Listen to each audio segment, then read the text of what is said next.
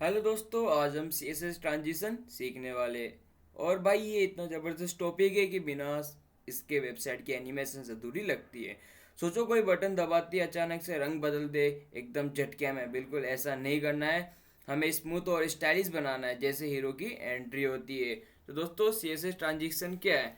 दोस्तों ट्रांजिशन का मतलब होता है धीरे धीरे स्मूथ इफेक्ट। कोई भी प्रॉपर्टी जैसे colour, background, with, height, opacity को सॉफ्ट एंड स्मूथ मोशंस से बदलने के लिए इसे यूज करते हैं। दोस्तों विदाउट ट्रांजिशन के एकदम झटके में बदलाव, और जैसे कि बैड यूएक्स। विद ट्रांजिशन से एकदम स्मूथ एंड कूल जैसे प्रोफेशनल यूएक्स वाले होते हैं। ठीक है दोस्तों। दोस्तों एक एलिमेंट्स में आपको मैं बता देता हूँ इनका मतलब क्या होता है, जिससे कि आपको सब कुछ क्लियर हो जाएगा। जैसे कि मैं कुछ भी टाइप कर देता हूँ, जैसे ये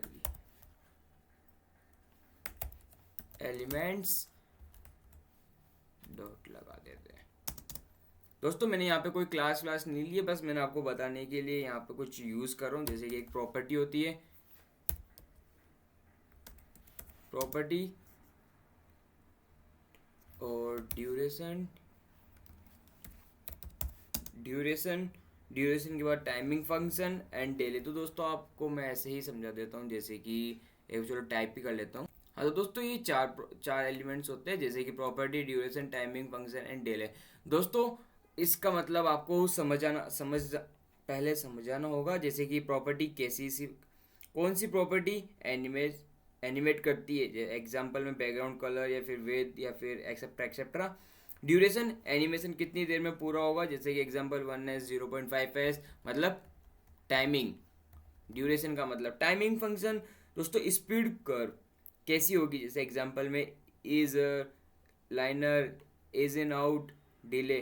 दोस्तों डिले में होता है ऑप्शनल एनिमेशन कितनी की देर बाद स्टार्ट हो। दोस्तों पहले अपन इन सबसे पहले एक एग्जांपल देखते हैं बहुत अच्छा। index.html में गया। index.html में जाने के बाद अभी मैं आपको लाइव करके बता देता हूँ कि जैसे कि मेरे पास अभी कुछ ही नहीं, CSS ट्रांजिशन है। दोस्तों इसको मैंने मिनिमाइज़ किया। मिनिमाइज़ करने के बाद मैं यहाँ पे आऊँगा और एक पहले बटन बनाऊँगा। बटन में होवर मी। दोस्तों इसके बाद मैं यहाँ पे पहले लिंक कर देता हूँ। Link style dot C S S save किया। सेव करने के बाद मैं style dot C S S में आऊँगा। जैसे कि मैंने बटन बनाया था, यार टाइप क्यों नहीं हो रहा।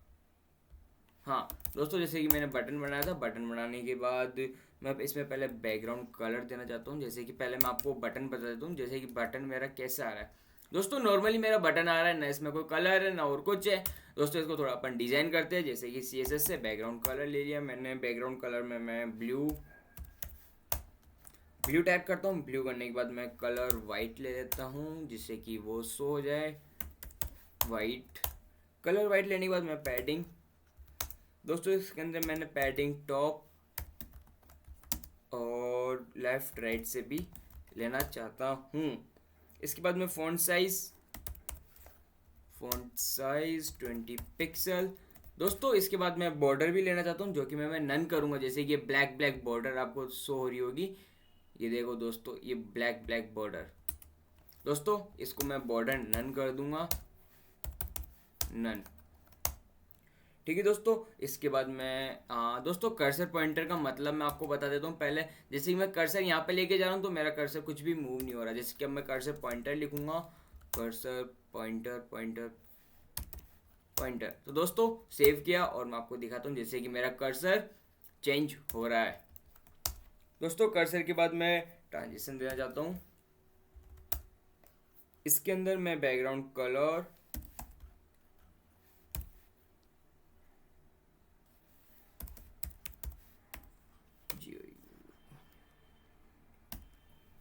Background colour hello background colour के अंदर मैं 0.5 एस इज इन आउट देना चाहता हूँ।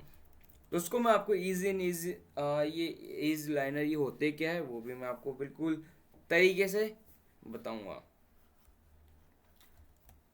इसके बाद मैं बटन होवर देना चाहता हूँ, जैसे कि बटन, और बटन के बाद ये वाला hover, button hover. Button hover के अंदर अपन पहले बैकग्राउंड कलर चेंज करना, तो बैकग्राउंड कलर जैसे कि मैं कुछ भी दे दूँ, जैसे कि मैं यहाँ पे रेड दे देता हूँ, और सेव किया। सेव करने के बाद यहाँ पे आते दोस्तों, अभी मेरा बटन का कलर ब्लू है, तो मैं जैसे ही मैं वहाँ पे मूव करूँगा तो मेरा कलर चेंज हो गया।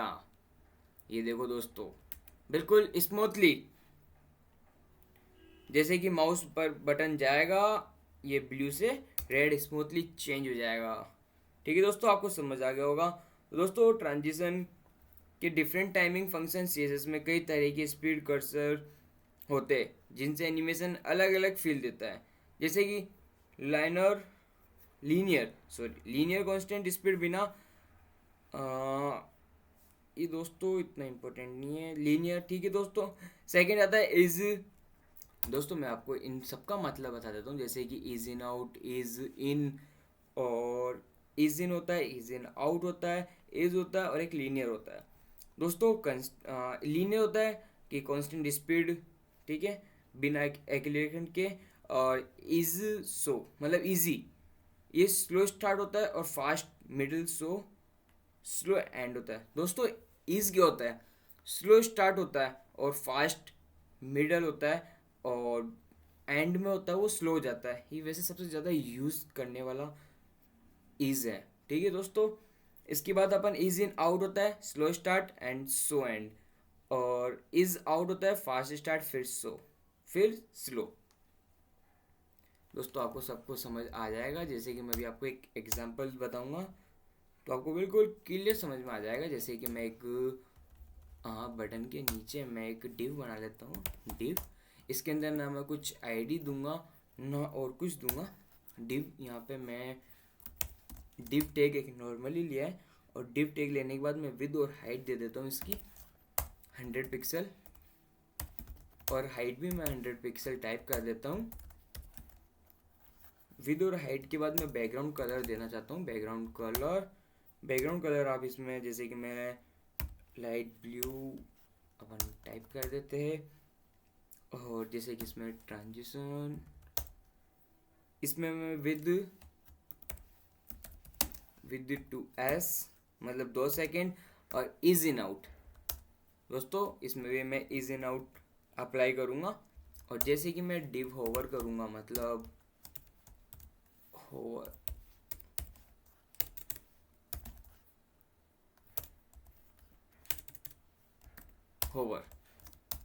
डिव होवर करूँगा, इसमें विद मैं 300 पिक्सल कर देता हूँ।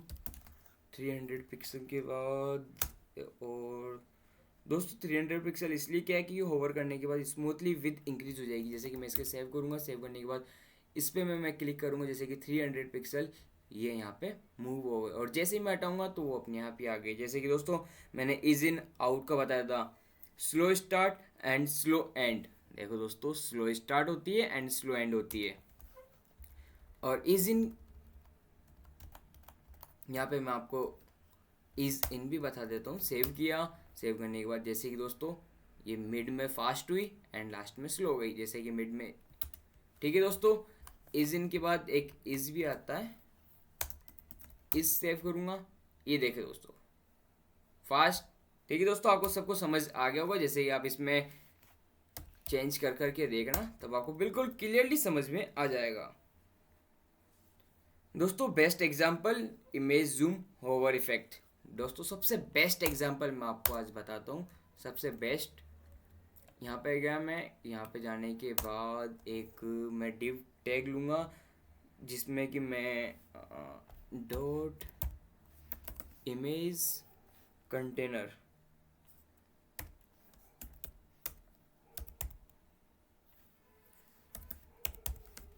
नाम से मैं क्लास लूँगा।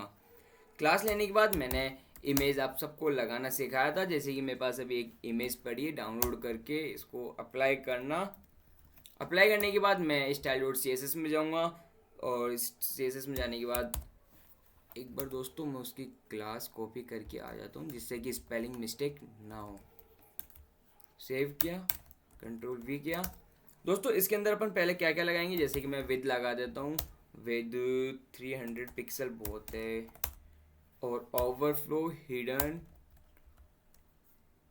हाँ दोस्तों मैं IMG के अंदर लगाना चाहता हूँ, मतलब इमेज टेक के अंदर विद उसकी 100%, जैसे कि मैंने आपको बताया था विद और हाइट देने का तरीका। इसके अंदर में ट्रांजिशन,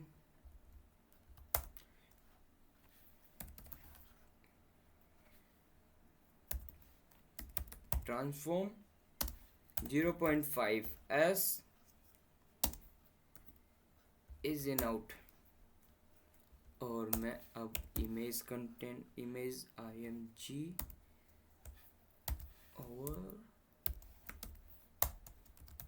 होवर के अंदर मैं देना चाहता हूँ ट्रांसफॉर्म स्केल 1.2। दोस्तों 1.2 का मतलब ये जूम कितनी होएगी, जैसे कि मैं यहाँ पे जाऊँगा, सेव किया, और सेव करने के बाद यार ये आ रहा क्यों नहीं है। अच्छा दोस्तों एक बार मैं इन सबको हटा देता हूँ। इमेज कंटेनर हो गया, इमेज कंटेनर के अलावा अपना सब कुछ हटा देते हैं।